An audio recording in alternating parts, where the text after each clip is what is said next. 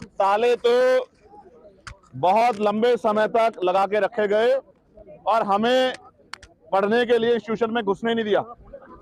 ये तो 26 जनवरी 1950 को डॉक्टर बाबा साहब अम्बेडकर ने इन तालों को तोड़ दिया था, खोला नहीं था, तोड़ दिया था कि अब कमजोर वर्गों के बच्चे भी जाएंगे, पढ़ लिख के तरक्की हासिल करेंगे। पहले नारे में उन्होंने कहा शिक्षित बनो। जब इंस्टीट्यूशन ही बंद हो जाएंगे, हमारे लिए पढ़ने के रास्ते ही बंद हो जाएंगे, तो हम शिक्षित कैसे बनेंगे।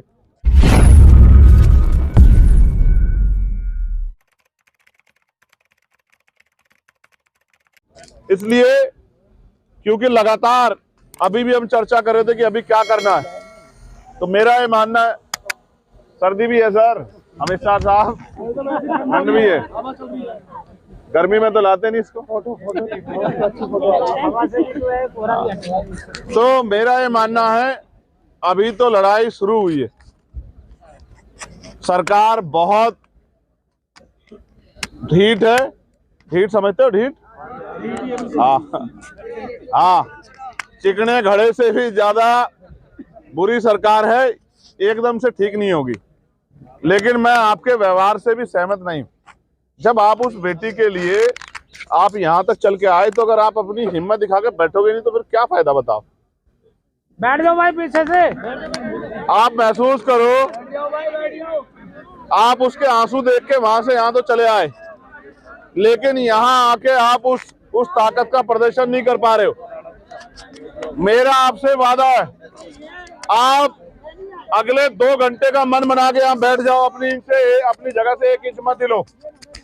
मैं आपको गारंटी से लिख के देता हूं, अभी दमनकारी शक्तियों के पैर उखड़ जाएंगे अगर अभी आप लोग बैठ जाओ। उनको ये महसूस हो रहा है कि अब नहीं, थोड़ी देर में चले जाएंगे, 1 घंटे में चले जाएंगे, 2 घंटे में चले जाएंगे, ठंड पड़ेगी थोड़ी सी फिर चले जाएंगे, क्योंकि उनको एहसास है कि ये जो लोग हैं जिनसे मुकाबला है, इनके भूखे पेट है, इनके घर में रोजगार की समस्या है, आटा नहीं है, ये जब तक घर नहीं लौटेंगे इनके बच्चे भी भूखे रहेंगे, जब तक आप एहसास नहीं कराओगे। युद्ध है ये, इसको युद्ध से कम मत मानो। इस देश में बहनों के सम्मान के लिए बड़े बड़े युद्ध हुए, इतिहास इस बात का गवाह। इसलिए आपसे कह रहा हूं कि बैठो। जब हमारे भाई बहन नहीं बैठेंगे तो आप यहाँ क्या सिर्फ मुंह दिखाने आए हो?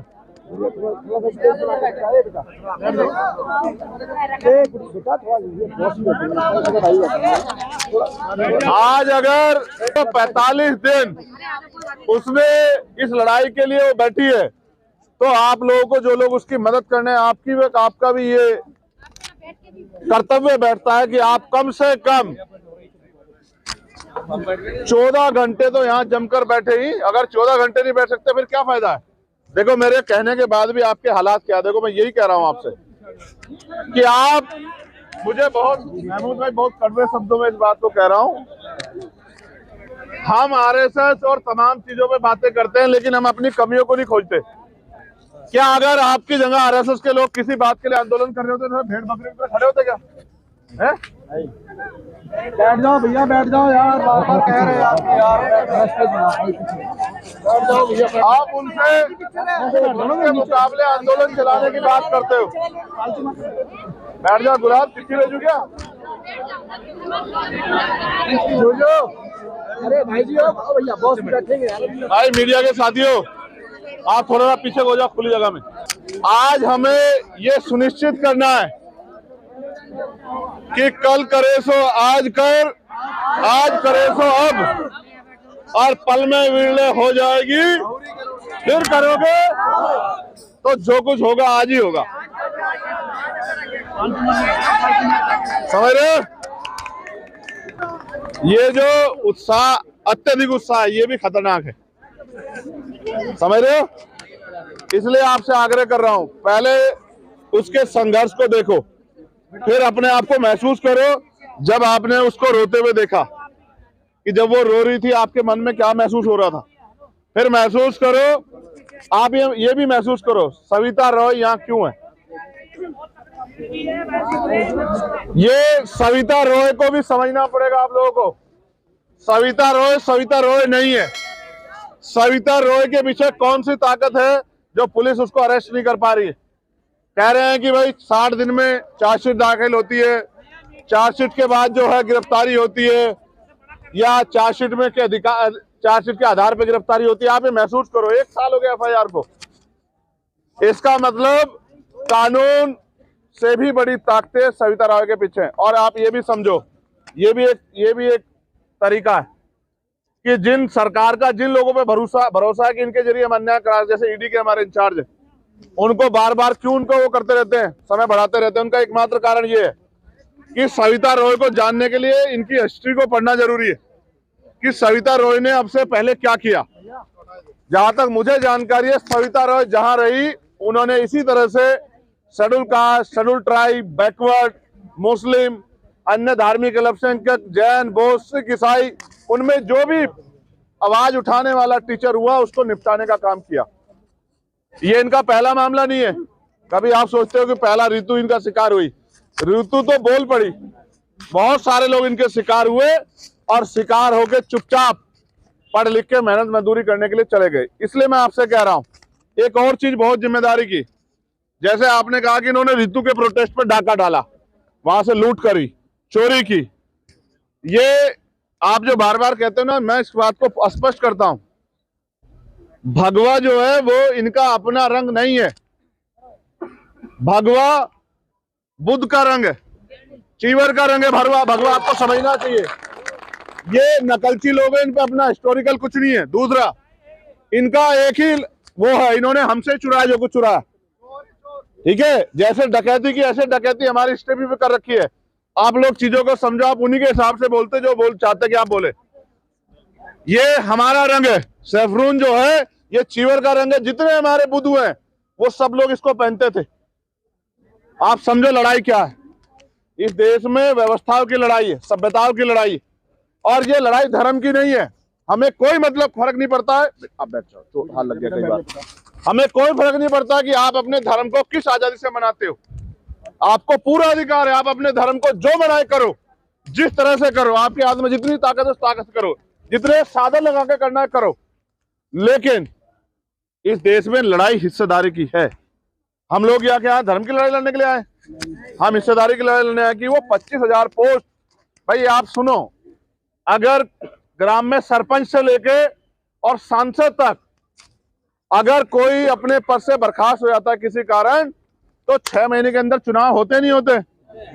लेकिन इंस्टीट्यूशन में जहां से भविष्य निर्माण हो रहा है, 25,000 बैकलॉग है, आप भर नहीं रहे। क्यों? क्योंकि आपका एकमात्र लक्ष्य ये है, जब आप इन 25,000 बैकलॉग को भरोगे तो बाबा साहब अम्बेडकर के संविधान में रिजर्वेशन का पैटर्न है, हिस्सेदारी का, प्रतिनिधित्व का, उसमें हमारे बच्चे भी जाएंगे, दलित, पिछड़े, आदिवासियों के बच्चे भी जाएंगे। आप इस बात से डरते हो। आपका एकमात्र लक्ष्य ये है कि जिस तरह से ये आज 70 साल में संविधान के आने के बाद अपने पैरों पर खड़े हो गए, इनको कैसे कमजोर किया जाए और इतिहास गवाए। और आप जान लो, किसी को मारना हो, तलवार चलाने की जरूरत नहीं है, उसका रोजगार छीन लो, उसकी कमर टूट जाएगी, वो इस लायक रहेगा ही नहीं। अगर आपके घरों में कनस्तर में आटा नहीं होता तो आप आ जाते क्या? जिनके कनस्तर में आटा नहीं, वो प्रोटेस्ट में आए हैं या अपने बच्चों का पेट पालने के लिए मजदूरी करने गए। आप समझो लड़ाई क्या है। वो आपको हैंड टू माउथ करना चाहते हैं, वो आपके रिसोर्स खत्म करना चाहते हैं, आपका व्यापार खत्म करना चाहते हैं। ये लड़ाई सिर्फ यहाँ नहीं, पूरे देश में चल रही है। वो अलग बात है कि संगठित नहीं है। इसलिए मैं आपसे अपील करूंगा मेरे भाइयों, डट जाओ। आप महसूस करो, शहीद आजम भगत सिंह को महसूस करो। 58 दिन तक भूख हड़ताल, आप समझ सकते हो? ये होता है संकल्प लड़ने का। इतने इतने दिन अन्याय और जुल्म की इंतहा, बर्फ पे लिटा के लाठियों से पीटा गया, जख्मों पे नमक लगाया गया, ये होता है कमिटमेंट। क्या आप महसूस करो कि हमारे अंदर वो कमिटमेंट है? कह के तो बिठाना पड़ रहा है कि बैठ जाओ। भेड़ बकरियां कहीं जीतती देखी आपने? आप अपने अंदर आत्मबल तो पैदा करो, अपने अंदर त्याग समर्पण तो पैदा करो। मैं देख रहा हूं बहुत उम्र के सीनियर लोग हैं, बेचारे बैठे हैं, लेकिन नौजवान उस बात को नहीं अपील कर रहे हैं। कहते हैं जिस और जवानी, कहां चल रही है जवानी? जवानी तो ऐसी हो रही है कि लट लेके बिठाना पड़ रहा है कि बैठ जाओ बैठ जाओ। ये जवानी है क्या? ये जवानी नहीं है। ये तो इससे युद्ध, ये जंग नहीं जीती जाएगी। मैं फिर दोहरा रहा हूं, नेताजी सुभाष चंद्र बोस का वो नारा मेरे बार बार क्यों याद आ रहा है? क्योंकि हालात दे रहे थे कि तुम मुझे खून दो, मैं तुम्हें आजादी दूंगा। हालात ऐसे थे। आज संघर्ष के अलावा कोई रास्ता नहीं है।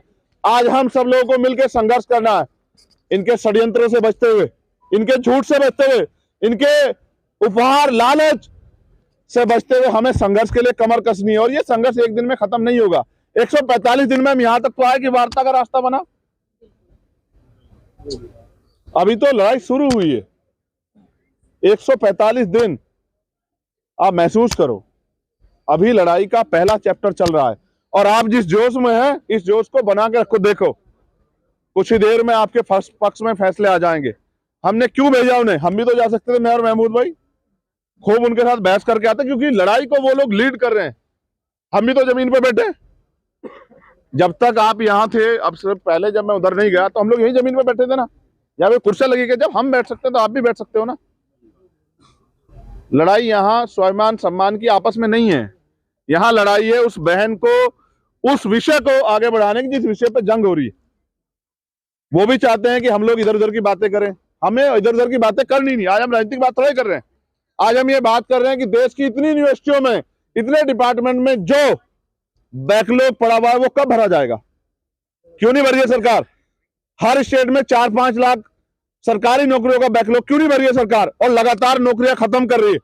क्यों कर रही है? अग्निवीर योजना लाके आर्मी में जो लोगों का विश्वास था, राष्ट्र के प्रति जो उनकी प्रतिज्ञा थी, संकल्प थे, उसको क्यों जीरो किया आपने? और आर्मी के जो हमारे नरवाने साहब थे, जनरल साहब, उन्होंने क्या लिखा अपनी किताब में कि ये जो है, आर्मी से भी नहीं पूछा इन्होंने किसानों के खिलाफ कानून बनाया, किसानों से भी नहीं पूछा। इन्होंने ड्राइवरों के खिलाफ कानून बनाया, ड्राइवरों से भी नहीं पूछा। इन्होंने जीएसटी लागू की, व्यापारियों से भी नहीं पूछा। नोटबंदी की, जनता से नहीं पूछा। लेकिन इनको समझो, इनका असल मकसद क्या है। लोग अपने दुख से दुखी नहीं, दूसरे के सुख से दुखी हैं। ये बात को भी तुम समझो। गरीब ये सोच रहा था नोटबंदी के समय कि अमीरों की जेब से पैसा निकलेगा। अमीर की जेब से कुछ नहीं निकलने वाला। अमीर के 2 रुपए निकलेंगे, आपका सब कुछ निकल जाएगा। इस देश में लड़ाई क्या समझो। जीएसटी की असल चोट किस पे पड़ रही है? बड़े उद्योगपतियों पे या छोटे व्यापारियों पे? जीएसटी की असल मार पड़ रही है छोटे व्यापारियों पर। आज तो चिन्हित करके मुझे कहने में कोई परेशानी, में उत्तर प्रदेश का दौरा करके आया कि यहां से दिल्ली से एक लिस्ट जाती है या लखनऊ शासन से एक लिस्ट जाती है डिस्ट्रिक्ट में, और डिस्ट्रिक्ट के अधिकारियों को आया तो ये जाति धर्म के लोग हैं, इनकी ये दुकानें, इन दुकानों पर जाकर जीएसटी का छापा मारना है। ये जो इस सोच के साथ जो राज हो रहा है, इससे हमें संभलना पड़ेगा।